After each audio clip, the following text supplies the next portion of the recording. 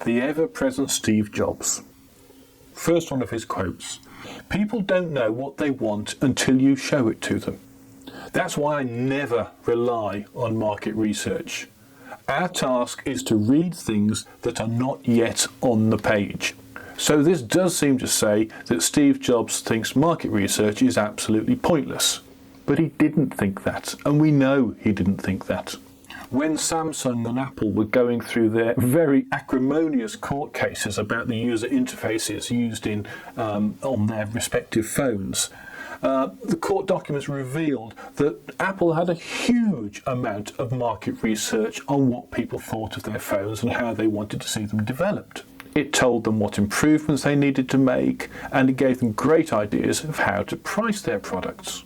But what Apple didn't do is expect consumers to articulate what they needed. They didn't ask them to articulate that next big leap. And no technology company does that. The public isn't going to be able to provide that information because they simply don't know what is technically possible. So market research couldn't have led directly to the Mac or even the personal computer. These were outside the realms of normal reality for most consumers. But customers can tell you about the problems and dissatisfactions they have with what is available today. So business people could tell IBM that they were fed up of fighting to get time on the mainframe so they could calculate their budgets. It was then up to IBM to come up with a personal computer. Consumers could tell Apple about the expertise they needed to control an MS-DOS PC from IBM. Out comes the Mac with its graphical user interface. Consumers could tell Sony about their love of music and their desire for music on the go.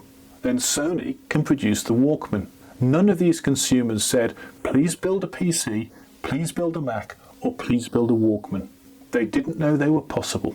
The goal of market research is to check and refine the intuitive leap that research alone couldn't have predicted.